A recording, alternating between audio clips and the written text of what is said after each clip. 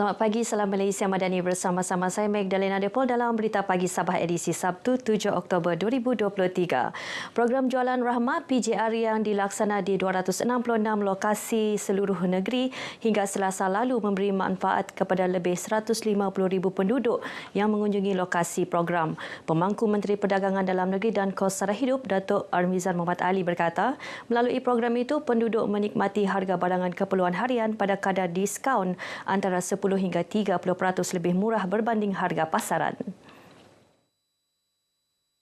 Dato' Armizan berkata PJR akan diperluas berikutan sambutan amat menggalakan daripada masyarakat. Kita akan meneruskan program Jualan Rahmah ini sebagai salah satu intervensi di peringkat peruncitan untuk kita memberi ruang kepada masyarakat mendapatkan akses kepada barang-barang keperluan harian pada kadar yang rendah dengan diskaun 10 hingga 30% tersebut. Dato' Armizan ditemui pemberita selepas meninjau pelaksanaan PJR di Pekan Kundasang Ranau. Lebih 2,000 penduduk sekitar Pekan Kundasang berkunjung ke lokasi PJR ini untuk membeli barangan keperluan harian. Memang agumo senangan daulah.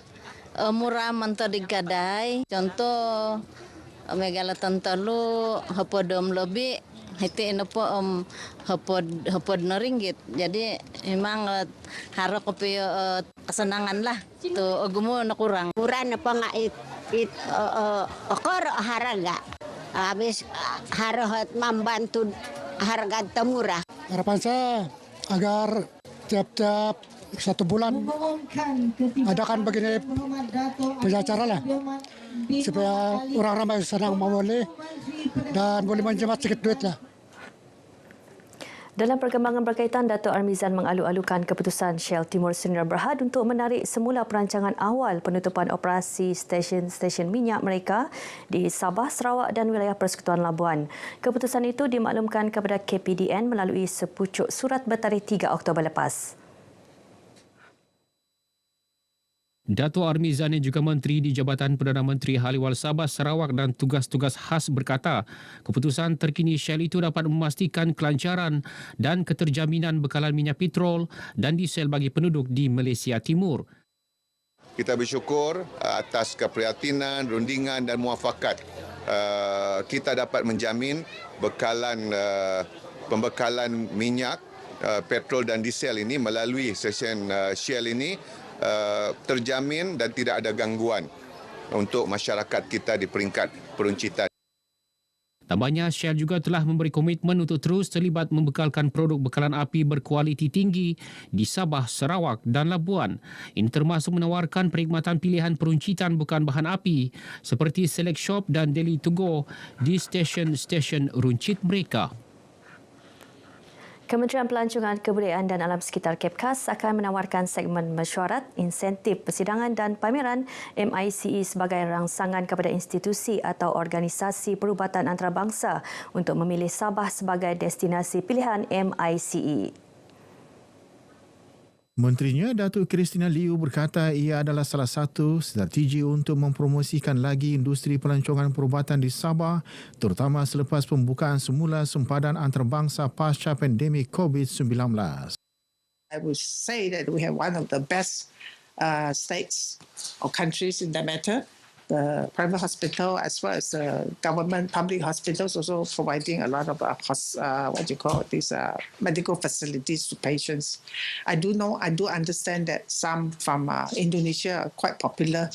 Sabah, Malaysia is a destination for their medical treatment. Datuk Christina ditemui pemberita selepas merasmikan pembukaan Kongres Saintifik Tahunan Persatuan Onkologi Malaysia ke-34 di Kota Kinabalu. Tambahnya, Sabah mempunyai kemudahan dan perkhidmatan perubatan dan penjagaan kesihatan antara yang terbaik di ASEAN. Pertandingan inovasi Borneo Borneo akan dianjurkan secara 2 tahunan khusus di wilayah Tawau. Keputusan itu dibuat setelah melihat kejayaan penganjuran Pertandingan Inovasi 2023 Borneo 2023 di Semporna baru-baru ini yang menerima penyertaan 152 pempamer dan 550 peserta.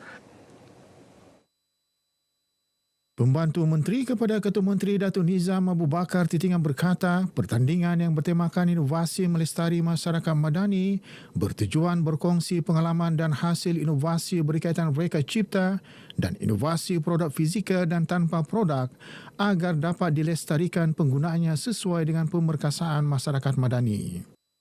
Saya sendiri berhasrat menjadikan Pantai Timur ini, khususnya di Tawau inilah, sebagai satu pusat yang akan dikenali oleh seluruh negara dalam melahirkan inovator-inovator yang boleh kita banggakan dan boleh kita ketengahkan ke peringkat antarabangsa. Pertandingan melibatkan 7 sub utama, antaranya pengajaran dan pembelajaran, STEM, pembinaan dan pembuatan, perkhidmatan, multimedia dan teknologi maklumat, hospitality dan alam sekitar. Kolaborasi kerajaan negeri dengan juruukur di seluruh negara khususnya di Sabah penting dalam aspek pembangunan negeri. Setiausaha Kerajaan Negeri Datuk Seri Panglima Safar Untung berkata, dalam masa sama ia juga sebahagian daripada kunci kejayaan pembangunan profesion berkenaan di negeri ini.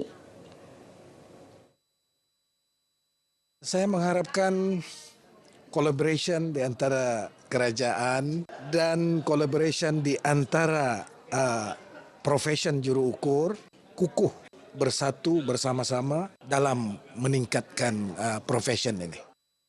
Bercakap kepada pemberita selepas majlis makan malam profesion juruukur kali ke-39 di Kota Kinabalu, Datuk Haji Safar berharap kerjasama dalam kalangan juruukur yang terdiri juruukur bangunan, harta tanah, kuantiti dan juruukur tanah terus dipertingkat terutama penggunaan peralatan digital. Perkongsian ilmu itu diharap dapat meningkatkan tahap kompeten juruukur masing-masing sebagai pelengkap kepada usaha kerajaan dalam bidang tersebut. Pertubuhan Islam seluruh Sabah Usia buat jurung kalinya akan menganjurkan program Kembara Mauridur Rasul dan Sentuhan Kasih serta jelajah tahsin ibadah daerah Papar dan kuliah ekspres bermula esok. Yang di-Pertua Usia Datuk Sapawi Ahmad berkata, program julung kali itu melibatkan kembara 2 hari sejauh 140 km bermula dari Sepitang dan berakhir di Papar. Seramai 250 orang terdiri ahli usia daerah Sepitang, Beaufort, Membakut, Kuala Penyu dan Papar menyertai program berkenaan. Sebagai salah satu percubaan kita untuk membuat satu kelainan daripada biasa, di mana usia-usia di peringkat bahagian-bahagian pun menganjurkan program. Seperti mana kalau kita melihat ceramah, forum, dan melibatkan juga usia di bahagian Sandakan, Ladatu, sehingga Kukunak menganjurkan juga program Kembara Dakwah. Tapi program mereka ini dia berfokus pada masjid. Sempena program tersebut, Usia akan menyantuni 10 keluarga asnaf dengan menyampaikan sumbangan. Datuk Sapawi berkata, Usia akan mempertimbangkan untuk menjadikan program itu sebagai acara tahunan. Baik, sekian paparan untuk Berita Pagi Sabah kali ini. Terus setia bersama RTM menyusul selepas ini Berita Pagi Sarawak.